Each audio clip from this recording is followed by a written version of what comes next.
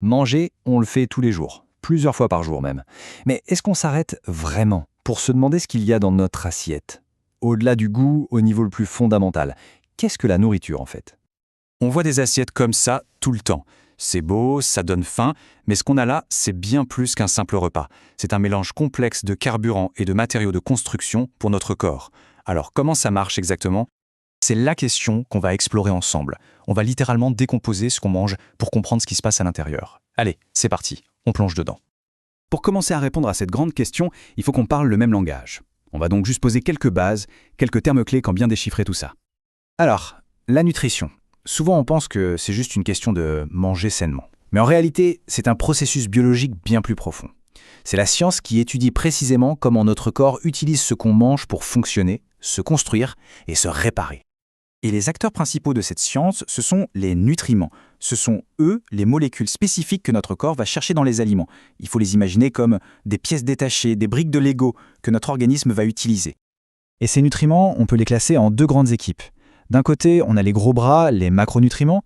On en a besoin en grande quantité, en grammes, et ce sont eux qui nous donnent de l'énergie. De l'autre, les spécialistes, les micronutriments, on en a besoin en toute petite quantité, et ils ne nous donnent pas d'énergie, mais ils sont tout aussi vitaux. On va voir pourquoi.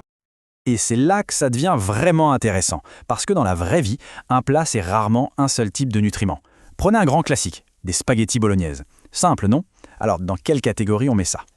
Eh bien, si on regarde de plus près, les pâtes, c'est notre source de glucides. La viande, elle, nous amène des protéines et des lipides. Et la sauce tomate, eh bien, elle est pleine de vitamines, de fibres, d'eau. Bref, vous voyez l'idée, c'est un plat composite. Impossible de lui coller une seule étiquette. Très bien, maintenant qu'on a posé ce cadre, attaquons-nous à la première équipe, celle qui nous donne de l'énergie, les fameux macronutriments, les poids lourds de notre alimentation.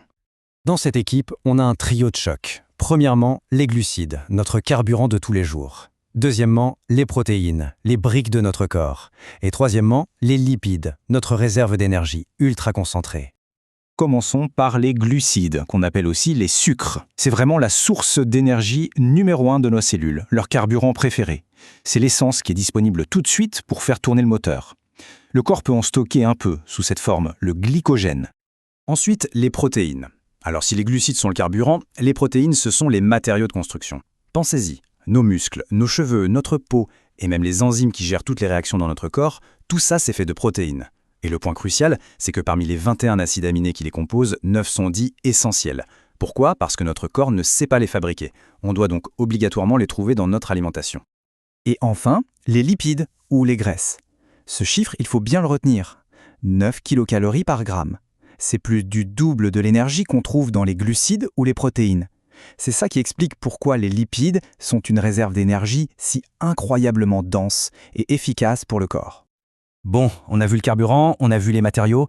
On pourrait croire qu'on a tout ce qu'il faut, non? Eh bien non. Pour que le moteur tourne rond, il manque des petits éléments indispensables. C'est là que notre deuxième équipe entre en scène. Les micronutriments, donc les vitamines et les minéraux, ce sont un peu les héros de l'ombre. Ils ne fournissent aucune énergie, 0 calories. Mais ils sont comme les bougies d'allumage dans un moteur. Sans eux, on peut avoir tout le carburant du monde, la machine ne démarrera jamais. Et pour bien saisir leur importance, regardons cet exemple historique un peu extrême, le scorbut. Cette maladie terrible qui touchait les marins était simplement due à une carence en vitamine C. Une seule petite molécule qui manque et les conséquences peuvent être dévastatrices. Ça montre à quel point ils sont essentiels. Les minéraux sont tout aussi vitaux. Le calcium, par exemple, c'est la charpente de nos os. Le fer, c'est le transporteur d'oxygène dans notre sang. Le sodium et le potassium, eux, permettent à nos neurones de communiquer entre eux. Ils sont partout, ces travailleurs de l'ombre, impliqués dans quasiment tous les processus du corps. Ok, maintenant qu'on a vu toutes les pièces du puzzle, les macros d'un côté, les micros de l'autre, on va prendre un peu de hauteur pour voir comment tout ça s'assemble pour nous donner une vision globale. Alors, au final, de quoi est-on fait? La réponse est peut-être surprenante, on est fait principalement d'eau. Mais regardez juste après, ce sont les protéines et les lipides. Ce qu'on mange devient littéralement ce que nous sommes. Et les glucides? Très peu, parce qu'ils sont constamment utilisés comme carburant. Et tout ça nous amène au concept sans doute le plus fondamental, la balance énergétique. L'idée est simple, l'énergie qui rentre, via la nourriture, doit être à peu près égale à l'énergie qui sort, ce qu'on dépense pour vivre, bouger, réfléchir. C'est cet équilibre qui est la clé de tout. D'accord, mais en pratique, ça veut dire quoi équilibré? Les recommandations officielles nous donnent une bonne piste. Un peu plus de la moitié de notre énergie devrait venir des glucides, environ 30% des lipides et 15% des protéines. C'est un bon guide pour structurer son alimentation. Et heureusement, toute cette science n'est pas juste théorique. Elle est traduite en recommandations très pratiques et visuelles, comme celle du Programme national Nutrition Santé en France.